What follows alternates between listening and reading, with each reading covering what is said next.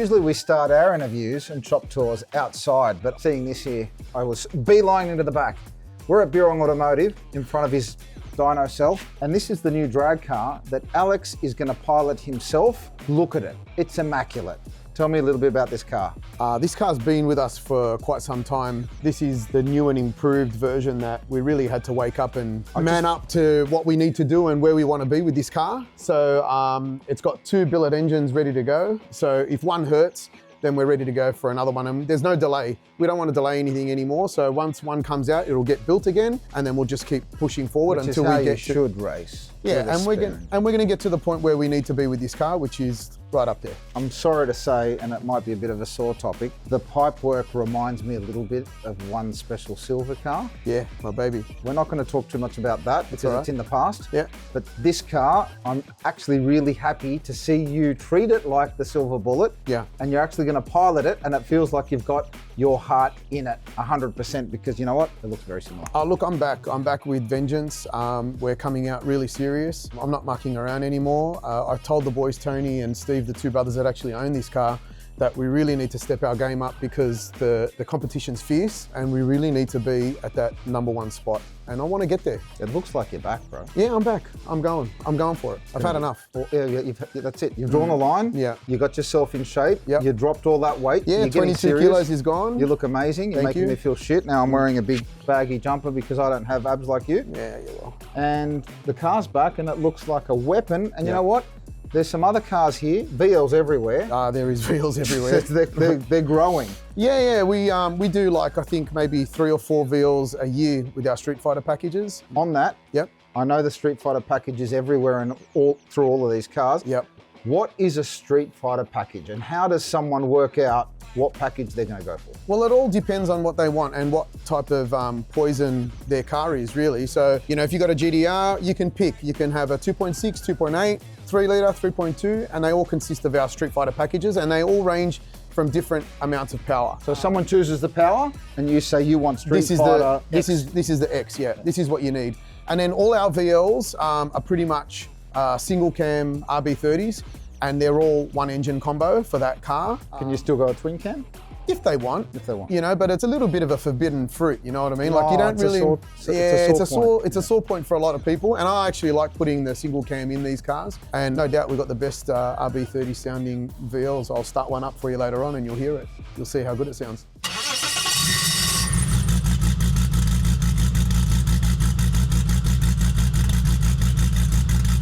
I know Chris CK is passionate about his single cam VL, and there's something special happening at Jambo with a single cam. Look, he's doing amazing stuff with that car, and that whole team is amazing, and they're flying, you know. Ours are street cars. They're not dedicated drag cars, and I've seen what he's done, like what he's doing right now, and it's crazy. Yeah, it's insane. Yeah. Let's have another look around the whole workshop, because I want to take it all in. Yep.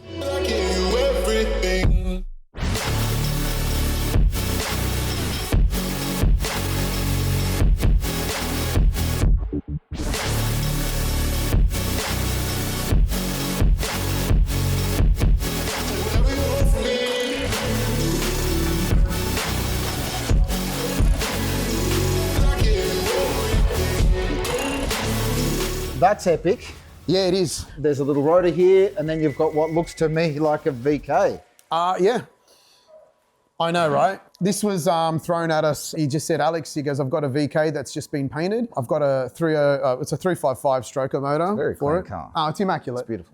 And he just wanted it built the way we build them. He gave me full reign of the car, and he said, just build it the way you want to build it, Alex. Funny looking RB, bro. Oh, no, it's not an RB in this one. It's a very clean car, though. Yeah, clean and cool. Like, I love this old school stuff. Like, you know, with my Datsuns and all that stuff. But yeah, like to build this. It's a wide body GTR, but in a VK. In a VK, yeah. But old school Jap style, you know? Well, it's off the Group C VKs. That's like the Marlboro car. Yep. And that's what he's going for without the stickers. It's going to be a really special car once it's finished. The interior's got to get done now. We've pretty much done the engine, the gearbox, the running gear, the fuel system. Still needs to be wired, which is not too far off now to get wired. We've got a couple of cars that are waiting patiently to get wired, and that's a bit of a, Always is though. Yeah, it's a juggling act. But you'll take any sort of work as long as you like the car. I mean, how does it work? Because I know it's a lot at RBs. You're known for it, single cam, dual cam.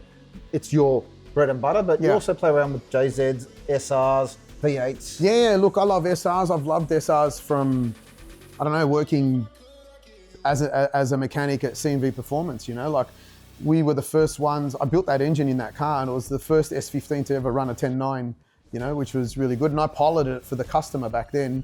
So you just get addicted to these little things that, you know, just keep growing and growing and growing. You got a soft spot for it. I got a soft spot. Last year I did 20 S14s and S15s builds for clients. 20 of them. We pumped them.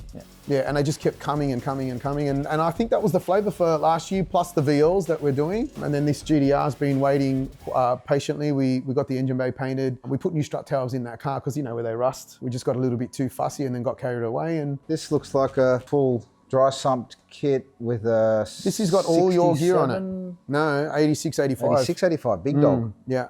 86, 85, your cam covers, cam gears, pro trigger kit, sump, billet front diff, billet rear diff it's getting, all the Frenchies gear, which is pretty cool, that I really love using. Yep. Because everything just fits so nice, you know, like it's really good. We sell a lot of it. It's going really well for us. Nice Aussie brand. Yep.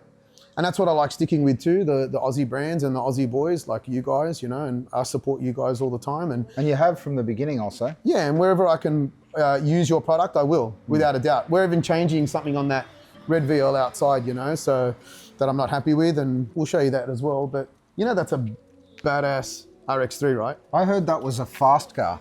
That is Australia's fastest manual RX3. No way. Yeah, with a 255 manual radial car. It's gone 8.6. So it had a dirty old Microtech in it, and Joe let me put an M-Tron in the car. So now with the M-Tron and the data that we're getting out of this car, we can see a lot. And listen, I don't dabble too much in rotaries. I never have really, but Joe's actually pushing me because he's a good friend of mine and he wants me to do this with him.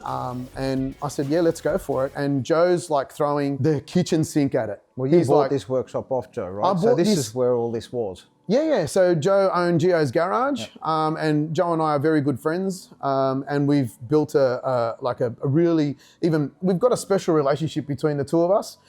And I said to him, I go, I don't want nothing to do with this guy. I go, you can get fucked. I said, I'm not doing this RX3. And he says, you'll be doing it. So we're doing it. So we tapped out at 998 horsepower now. Out of that little engine? Out of this little engine. And the inlet manifold is a huge restriction. And I'm like, rotary guys aren't going to tell you what's going on, just like the RB shit and everything else that we bloody do. But they're not telling us, and you know, you're finding out as you go. As you go. So we're actually putting a fuel-led manifold. We cut his 20B down and putting it onto this 13B. And Joe's got his own billet. Yes. So he's got his own billet rotary, billet housings, all that stuff, and he's developing everything on this engine so then he can sell it as a product. You mentioned M-Tron before. I know you've actually tuned my Skyline, you put an M-Tron in it. Epic ECU. Yeah. It's a different flavour, but you also support obviously Haltech and whatever else. That's your bread and butter. Yep. But M-Tron, you love it. I love it, and I love Scotty. You know, like Scotty and I are on a personal level. Like he's a good friend, and he's very smart. I learn a lot off him. Now, the guy's a freak, you know, and his product is amazing, and it works really well. So I can't fault it. Funny, this industry, you end up making some pretty good friends out of it. Yeah, you do, man. Although I hate your fucking guts. Yeah, shame about you. Fuck you. All right. What else we got?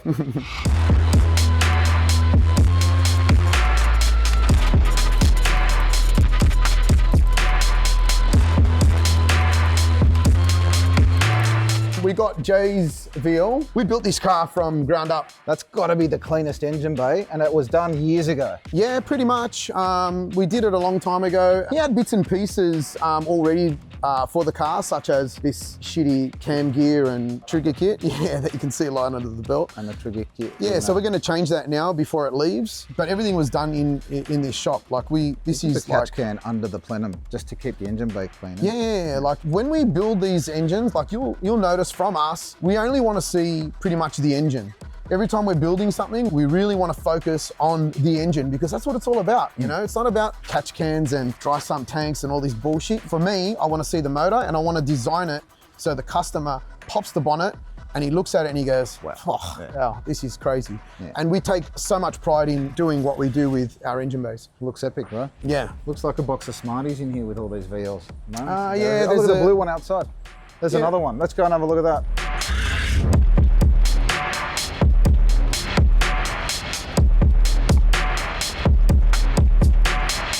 This is the version 2 of this car. This was a wet sump RB 2530, and now it's dry sumped. Client bought a lot of the parts himself that he wanted to use, and I was okay with it because he's been with us for such a long time. And when my clients are loyal to me, and if they really want to bring their own parts sometimes, I don't mind, you know? Like if it's not that bad, I'll use it, you know? As long as you know it's not absolute garbage. Yeah, if it's dog shit, then I'm not using it. Speaking of your way, I want to see your engine room because last time I saw it, it was pretty special. Oh yeah, come and have a look. Let's have a look. No problem.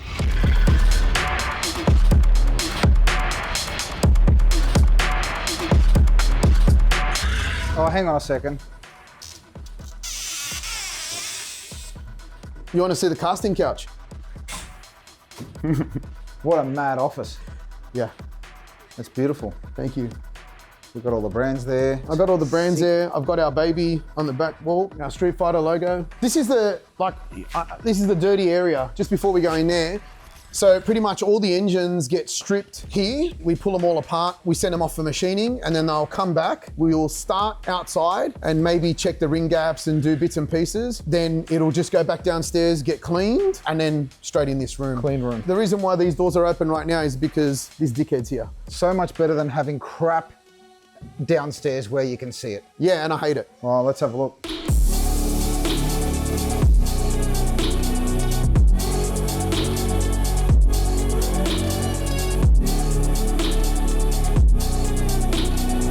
So we got some Street Fighter engines in here getting built right now.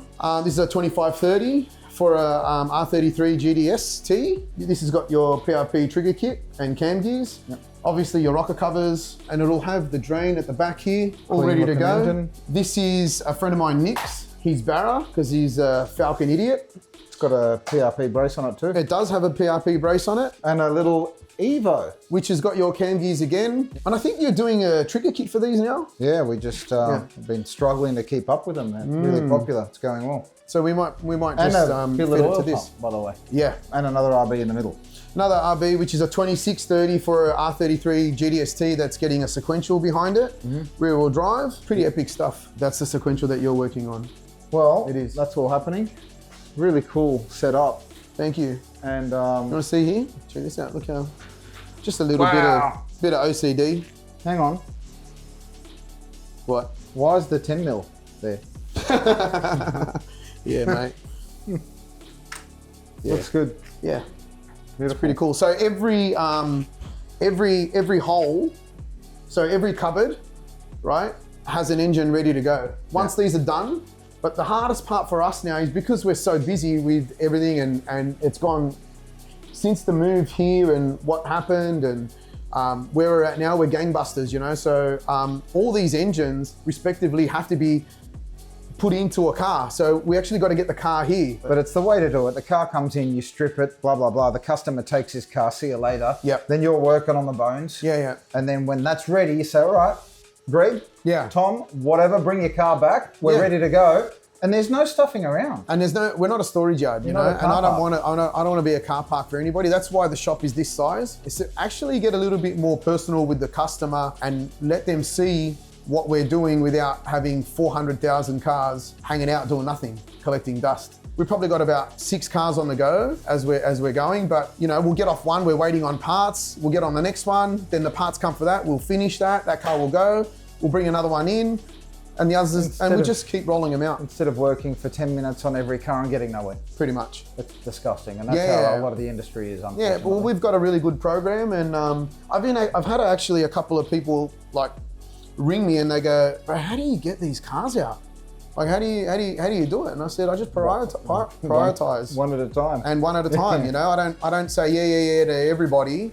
I take deposits and then just let it sit there and rot." I love it. You've done really well. You bounced back, and I'm very proud of you. Thank you. And you're killing it. Yeah, So we are. want to see more. Wait till that white GDR comes out. You'll see. And a few other things that are happening in the background there. Yeah, there's a few things happening, and you know, it's exciting that we're actually going to come back out racing on the, you know, like on the front line, not in the back. Like we're going to be up the front, in your face, ready to go. Man, I remember, I was telling someone this story the other day. I remember 15 years ago, we built a 33 Skyline in our Envy shop, and we were chasing you. It was like, that guy, we got to get him. Yeah. Didn't know anything about you. It's just that silver car. It was like, and you were beating us. Well, you weren't the only one that was chasing me either. But it was like, that's all we could think about was getting you. And here we are. Yeah, we're here now.